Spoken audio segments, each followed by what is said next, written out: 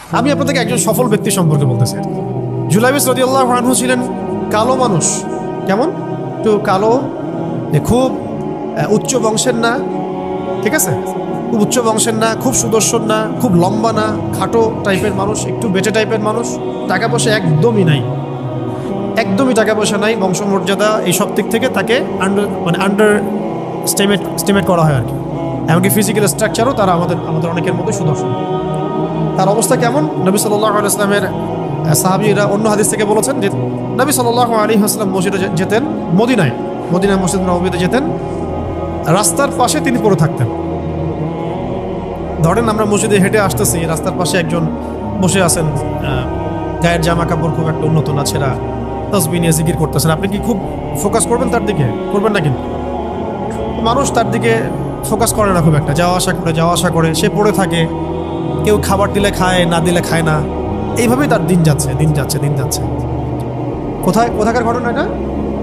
মদিনায়, হিজরতের পরের ঘটনা। সাহাবীর নাম জুলাইবিস রাদিয়াল্লাহু আনহু। খুব উচ্চ বংশের না, অর্থবিত্ত নাই। বারবার বলছি, আমি রিপিট করতেছি কেন? বিকজ এটা আপনাদের সাথে অনেক মানে সাইকোলজিক্যালি মিলবে বিষয়টা অনেকের সাথেই, এবং এটা আমাদের খুব ভালো করে জানাও দরকার আছে। একদিন নবী সাল্লাল্লাহু আলাইহি ওয়াসাল্লাম তাকে বললেন যাওয়ার সময়, হে জুলাইবিস, তুমি কি বিয়ে করবা? প্রশ্নটা কি? খুব মজার আলোচনা না এটা আমাদের কাছে, অনেকের কাছেই। হে জুলাইবিস, তুমি কি বিয়ে করবা না? প্রশ্নটা এরকম ছিল।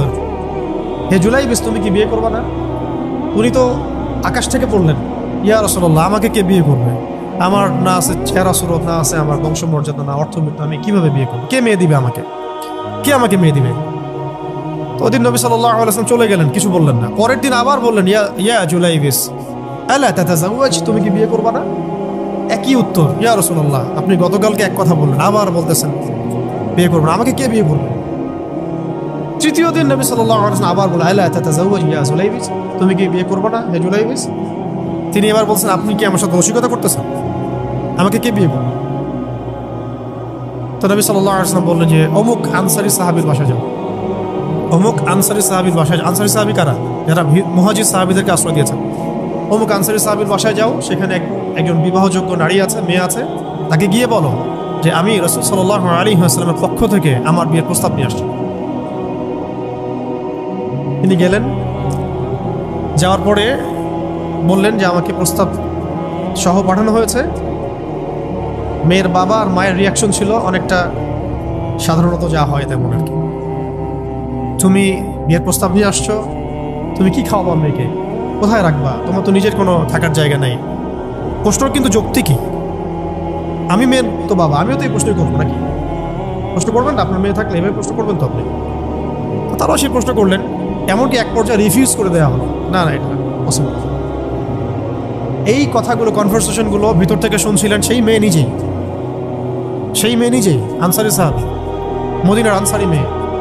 মদিনার আনসারী মেয়েরা কিন্তু অনেক সুদর্শন, তৎকালীন সময় গেছে, উচ্চ বংশের, সুদর্শন, খুবই ইলেম ওয়ালা হতেন তারা, হিপস ক্ষমতা খুব থাকতো, খুবই জজবাওয়ালা, মানে জিহাদের মাঠে একদম যুদ্ধ করেছেন তারা একদম।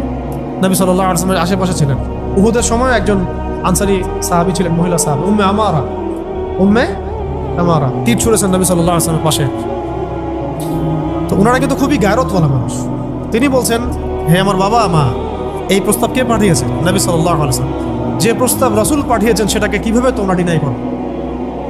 আমি জুলাইবিসকে বিয়ে করবো। কে বলছেন এটা? আপনি পুরো সিস্টেম খুঁজে এরকম একটা আনসারী সাহাবীর মতো মেয়ে আমাকে দিতে পারবেন? ইল্লা মাশাআল্লাহ, হইতে পারে ইল্লা মাশাআল্লাহ। তো ওই মেয়ে নারী সাহাবী, তিনি রাজি হলেন। এবার শোনেন, এবার বিয়েও হলো, মাশাআল্লাহ, বাসর হলো, এবং সকালবেলা আওয়াজ হচ্ছে, মদিনার চারপাশে এলান হচ্ছে যে হে মুসলিমরা সবাই বের হও, ইহুদিদের সাথে যুদ্ধে আমাদেরকে খায়বারে যেতে হবে। আক্রমণ করতে হবে।